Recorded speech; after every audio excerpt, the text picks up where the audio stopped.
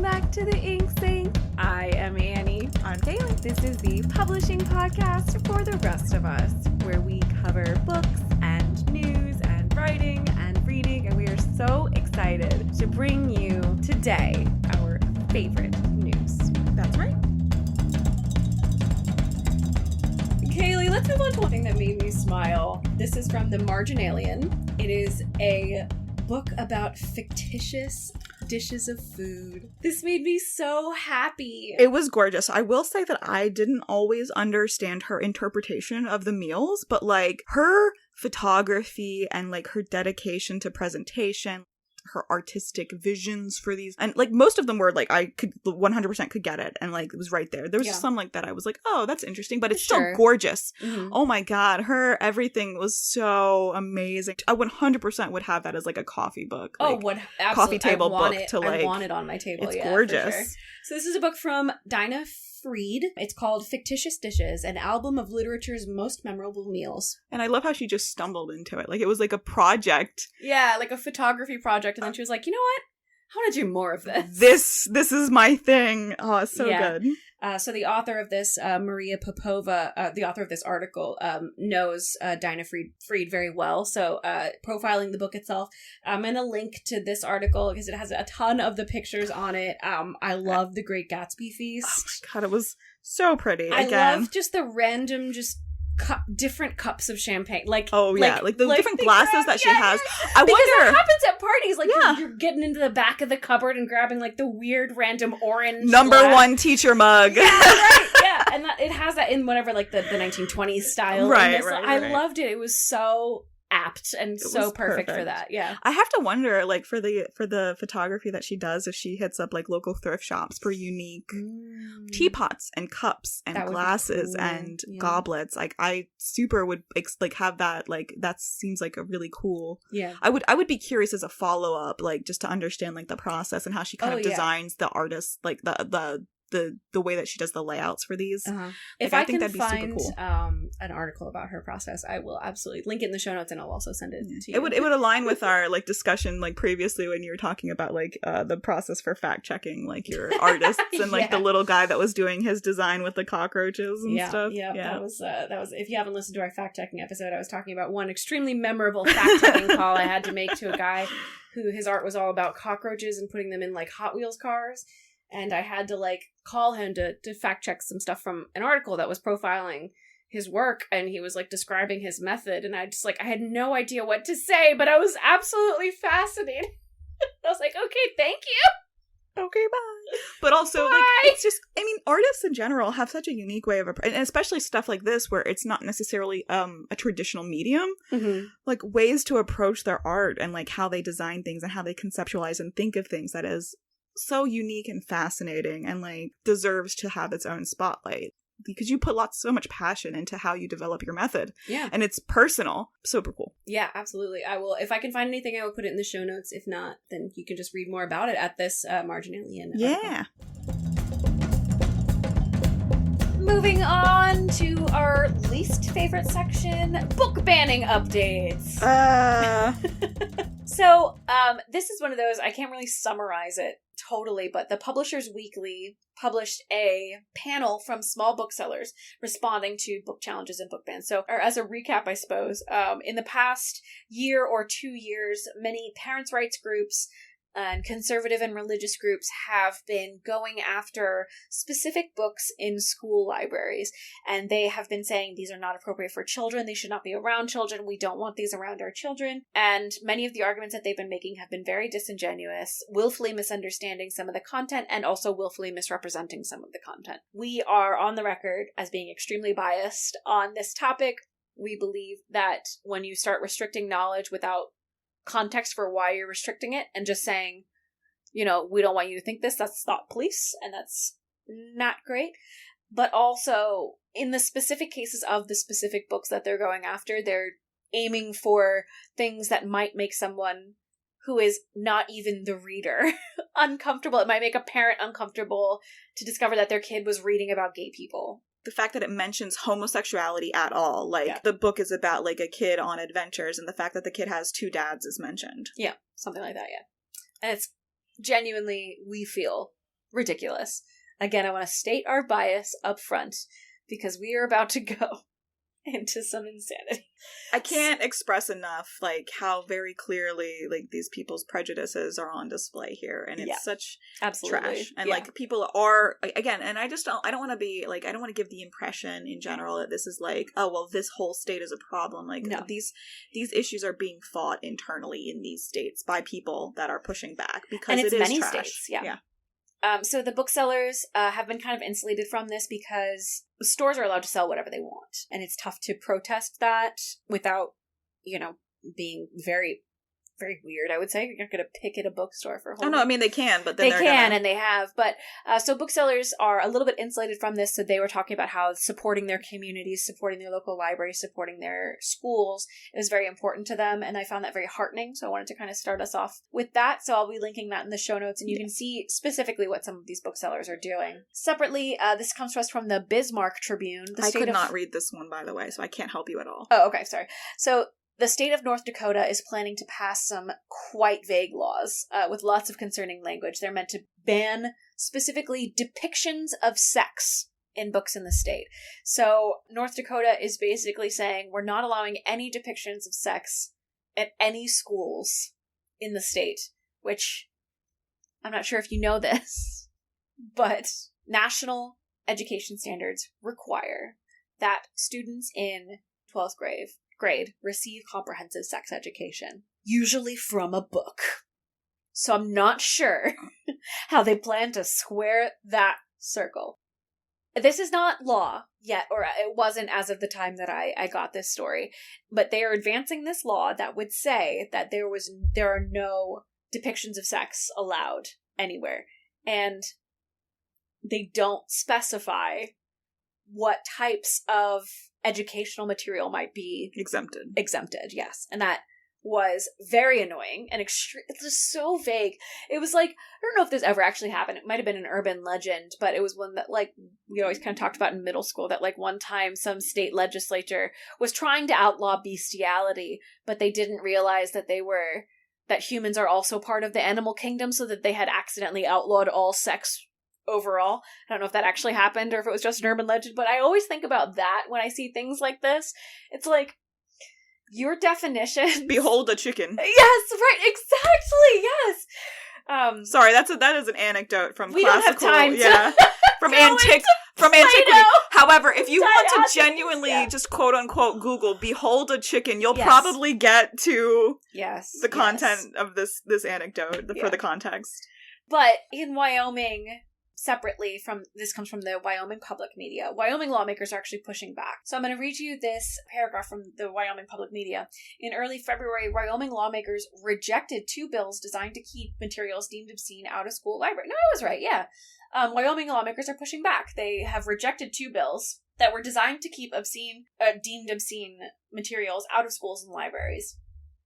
The Senate File 177 would have opened up librarians and teachers to criminal penalties, and House Bill 87 would have done the same, as well as changed the definition of child pornography to include cartoons and drawings. So Wyoming is actually pushing back. Okay, so I'm sorry, they have another bill in the works right now trying to figure out another way to come at this. So this article is citing lawmakers in Idaho and Montana who are trying to push criminal charges against libraries. Yeah, so that's the situation. I'll edit that into something coherent eventually. No, that's fair. I'm sorry, I didn't mean to. Meanwhile, there's a lot going on here. The Illinois governor did stand up for books. Do you want to tell us about this one, Kaylee? I thought this was super cool. Like, I mean, just becoming a haven, genuinely, like, basically putting the state up as a haven state for books, or standing against this particular, like, stupid shit. Yeah, I mean, it is really stupid shit. I'm gonna go on record. It's this whole conversation, the fact that we have to have this conversation as much as we do, like, is stupid. And it's not like we're going over the old stuff again. Like, this is just, it's driven by constantly new material. Me going, that should be our sound effect for this, like, topic. So, this is an article from Book Riot. It's a newsletter. And it's by Kelly Jensen. And basically, she explained how in February, the Illinois governor, Pritzker, J.B. Pritzker. What a name. I just also really enjoyed that. Oh, yeah, for sure. Felt very much like an old-timey name. Yes, yes. Like delivered that dude stood on a box with like a starched collar and just gestured strongly at people. Absolutely. Sorry, like, I have no trouble believing that. But yeah, so Pritzker basically gave his State of the State address, and he's the governor. Yeah, exactly. Yeah. So according to Jensen, this is the first time a governor in the country has actually directly spoken about the way censorship has spoken. Wow. We couldn't get there together. I'm so upset at us. We would do really good in the jungle. Yeah. Where there are no words. Just walking. Yep. Places to get water. I don't know. Go ahead. So, okay, let's try this again. So, the first time a governor... Oh, no, I'm leaving all of that in. Oh, good. Excellent. The first time a governor in the country has directly spoken about the wave of censorship, book banning, and harassment being seen by schools and libraries. While some legislators in other arenas have addressed the topic, so Janie Raskin, a congressional representative from Maryland, for example, it continues to be a topic that not enough of those who have the power to address it, I added to address it, are using to discuss. Meanwhile, over a dozen bills have been proposed across the country that would remove queer books from libraries and schools and or actively prosecute professionals who have that material in their collections. So Pritzker basically, again, like I kind of came in swinging at this one and like started with my intro on this, is that Pritzker has set up the state to be a sanctuary. So support, like the state is going to be supporting public education and not allowing, or at least not supporting, this trend of book banning is comfortable and widespread in nature, as we're seeing across the country as people are just pushing forward for no reason. Shout out to J.B. Pritzker. Like, first off, great name. Second off, go team, go you. Get your starched collar. Doing it. I haven't looked at a picture of him, but in my head he has a starched collar. I have to. I'll look it up right now. Thank you. Moving on, our least favorite criminal, the spine collector. Our infamous criminal, the spine collector, is avoiding prison, but he will face about $80,000 in fines, and he is being deported. I would say it's not necessarily, I guess, fines, but it's to cover the legal fees. Yeah. So I appreciate that. Like, it does seem like it's just genuinely, like, because there was no technical damage. It is just in pursuing this disruption to their business. Yeah. So the FBI kind of landed where we had initially landed, which is, you go, buddy, like... What a crime. Like, oh my goodness. So the spine collector, for those who haven't listened to our show, is a man we now know. His name is Filippo Bernardini, who was using fishing techniques, fishing with a PH. And it wasn't necessarily hacking, but he was getting into places he should not have been by using some pretty sophisticated social engineering. Entering, if not breaking. Yes. Yeah, exactly. To get access to unpublished book manuscripts. And when we first heard about this, we were kind of on like his side. Because again, it's a victimless crime. And that's kind of where the FBI has landed. Anything. He wasn't selling them. He wasn't taking money from anyone. But he did kind of turn a corner as, like, people started closing in. He got very, very belligerent with a lot of people. When the pandemic started, more than one literary columnist was like, I'm gonna solve the spine collector case, and was able to actually reach out to him, even though they didn't know who he was, and he was being really mean to them, and then he was also being super mean to some interns at some publishing company. So we kind of turned on him. We're like, you don't have to be a dick about it. You were a lot cooler in our heads, spine collector. And now you're being mean. So basically, it did kind of turn into a more or less victimless crime because, again, no money changed hands. He was just taking these manuscripts. He says it was just because he loves books. With how big this whole thing got, any explanation he was going to give was going to be disappointing. So that one felt disappointing to me, obviously, but... It feels a little like maybe not the full story, honestly. Like, at this point, it feels like he was just sticking it to the man also, probably. Yeah, he was kind of not living up to the potential that he saw for himself, is what he had kind of implied in interviews. So the FBI is going to let him go, and he's going to be forced to pay $80,000 to cover all of the expenses from the trial, and he will be deported from the U.S. My guess is they're probably not going to let him back in at any point, but this just says he's going to be deported. I still wish, obviously every time we talk about this, we're like, I wish that he was cooler. Because he's not, he seems like just such a... Yep. Yeah, like, just again, the way that he chose to respond to people, like, trying to figure out, like, it's people that were genuinely, like, being impacted by the things that he was doing. Yeah. Like, these people were getting in trouble for giving him manuscripts accidentally. So the fact that they had to start, like, being more aware of everything, and they were doing more corporate trainings on all of these tactics that he was using, and these people were, like, paying attention, and then he was like, well, and then responded very meanly and cursed them out. Like, that's just, you know what? Like, just walk away at some point instead. But yeah, you don't have to be a dick. You want to read a book? Don't be a dick. Moving on, ChatGPT is still taking the world by storm.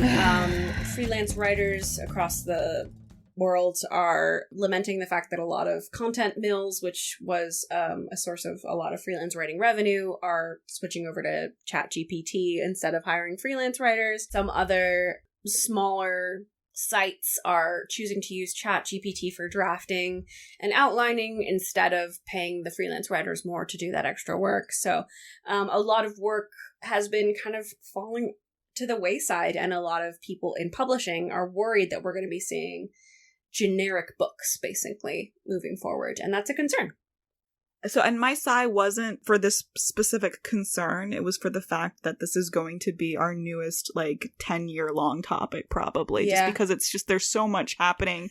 And there are so many, like, this is why it's a good thing. This is why it's a bad thing. And I'm sorry. That sigh wasn't deserved. No, you're fine. But I feel like we're going to have to get, like, a little intro music for another one. Section. Like, we were talking about, yeah, 100%. For those who don't know about ChatGPT, it's a generative language model AI where it takes, scraped text from the internet and just predicts a bunch of text moving forward. So if you ask it a question, you give it a natural language prompt, it will respond with a natural language answer, sometimes paragraphs long, sometimes pages long, depending on what you ask for. And it can, create some believably, linguistically rhythmic, I guess, stuff that doesn't make it accurate, that doesn't make it, good. It just makes it generic, I suppose.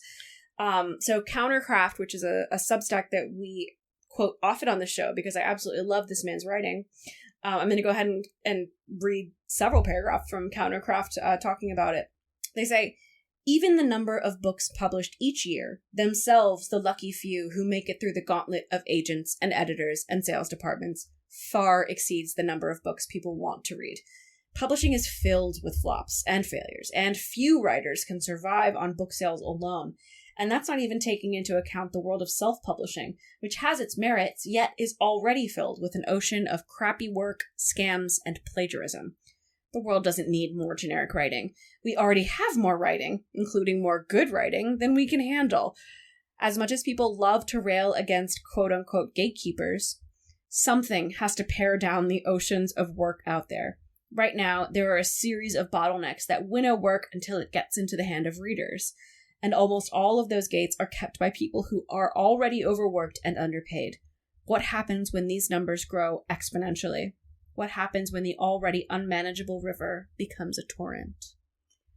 I think that there's another article later just discussing about voice and authenticity, and this was in the news specifically related to how the news is reaching out to different generations. That actually comes back to this and applies here as well, which is your personality, your voice, your brand. And I think that in general, it's going to be an issue, and the impact of AI writing in general is that it is going to end up being very general, very bland, very much like middle of the road, and you're not going to be able to establish any particular like brand with it because it is an amalgamation of everything that is legally or illegally obtained. Even setting aside the fact that there are questions around that, like the legality and how you're developing your AI's like algorithm, like to generate the content. Like, was all of your material legally sourced? Can you prove that? How are you proving that?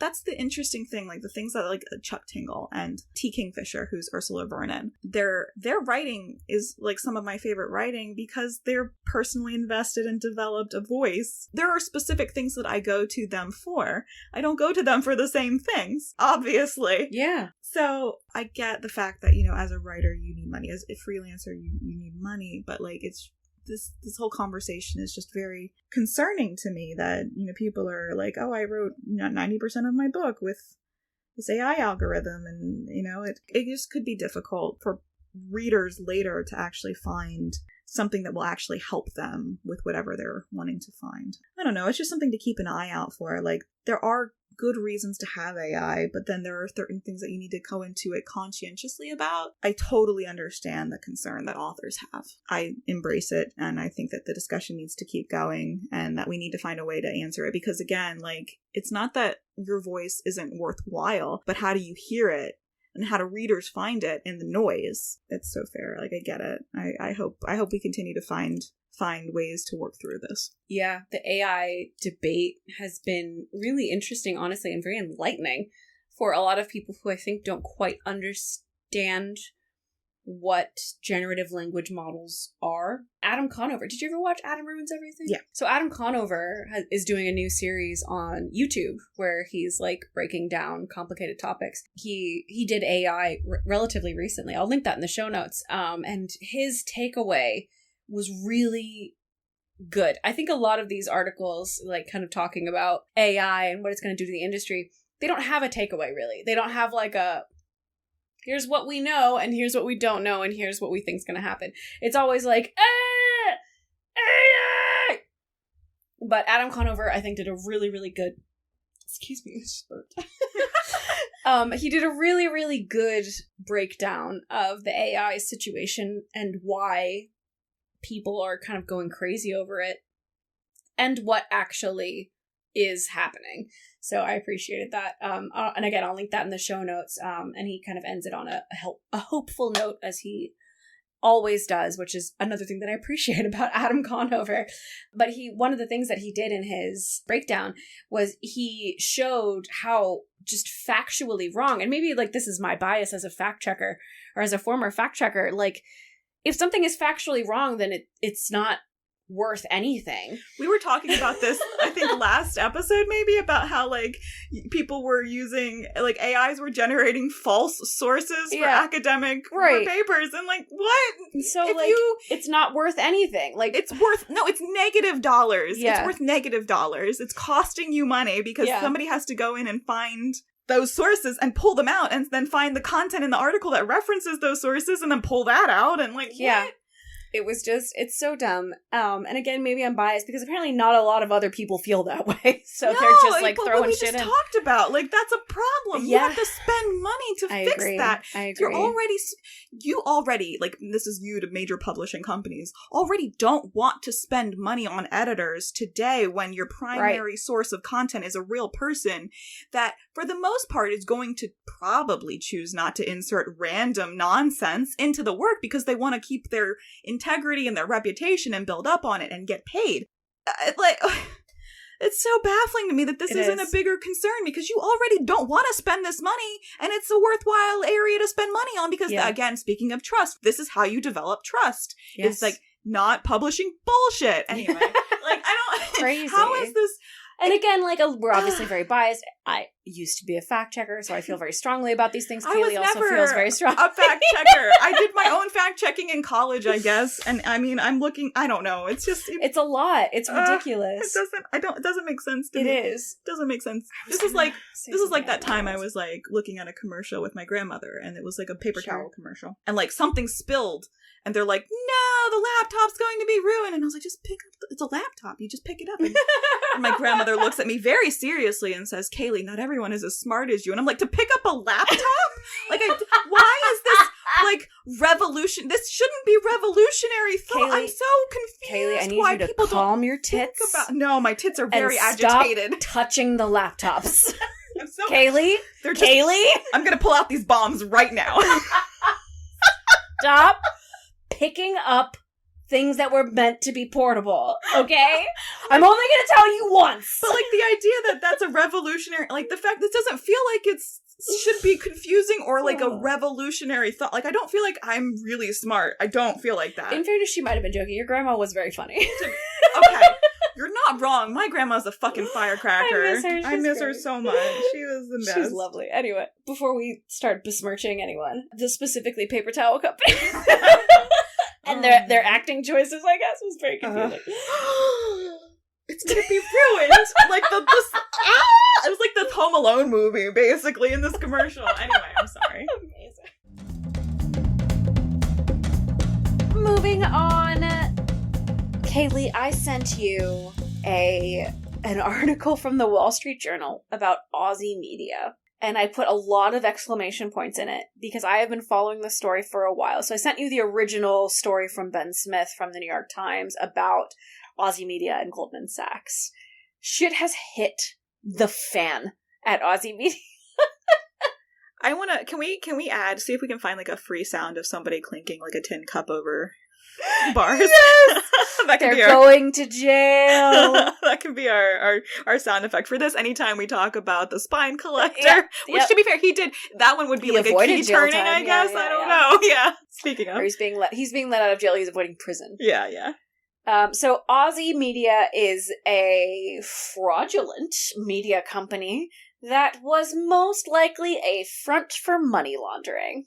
The whole shakedown of how like the Aussie like thing went It down. was so ridiculous. And, like not like from start to finish, like they're just like, our numbers are these, they're amazing. And like, are they? And they're like, yeah, just trust me, it's fine. Yeah. You just don't see it. It's fine. You can't see where we're getting our numbers from. Yeah, so this is a media company that was, I believe, targeting Gen X. Again, these poor Gen Xers. Gen who are X and just like, millennials, leave us yeah. alone. Yeah. It was 100%. Gen X and millennials, yeah.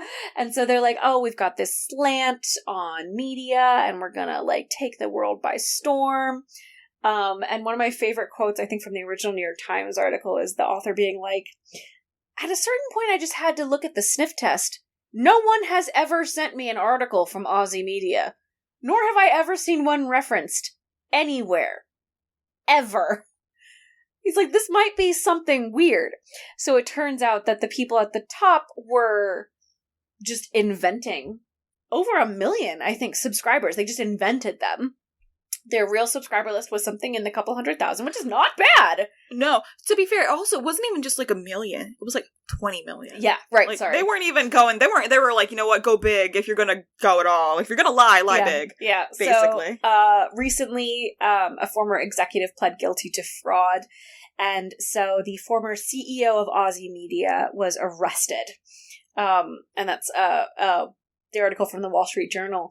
Basically, the Aussie executives are headed to prison. Like, the evidence is there. It's proven they were lying, and it's kind of just the latest in a line of scams. We've seen the Theranos scam, and we saw the Anna Delvey scam, and this is kind of just one more, but it hit kind of Wall Street where it was more vulnerable, saying, you know, oh, we're looking at millennials and Gen X, you know, these hot. Speaking of building trust. Mm-hmm. Yeah, exactly. So it was one of those stories that I had been following for a while. But I just get really excited about true crime. So I'm not excited that these people are going to prison, but also they're fraudsters and they should be punished. Yeah. It's ridiculous. And they're taking attention and money, like investment dollars, away from actual sources that needed them and could have used them. And people were harmed. I'm not going to say probably harmed. People were harmed by this. Yeah. Basically, if you are inventing 20 million people out of your hat, something's gone horribly wrong. You need to stop. Like, and the fact that they were still in the country to arrest does kind of speak to me that they weren't necessarily like expecting it. It was just like it snowballed probably, and like they weren't necessarily going into this like trying to commit crimes, but also, you know, at a certain point you gotta stop. Thank you so much for listening. You can find our Linktree wherever you found this podcast. You have a fresh new way to support us. You can donate or subscribe through our new Ko-fi, where you can buy us a coffee. We had to look that up several times to make sure we were pronouncing it correctly, but it's really not intuitive. It is not, no. It's ko-fi.com and then /InkSync podcast. But You don't have to remember that. It's on our link tree, which is wherever you found this podcast. You can just use the tip jar. It goes there. Yes, anything you want to do. You can see on our Ko-fi page that we do have costs for the podcast, about $40 a year, and you can help us cover those costs, or you can just buy us a coffee because you like us, and I like us, and we like coffee, and that's cool. We do, in fact, like coffee very much. We'll see you next time.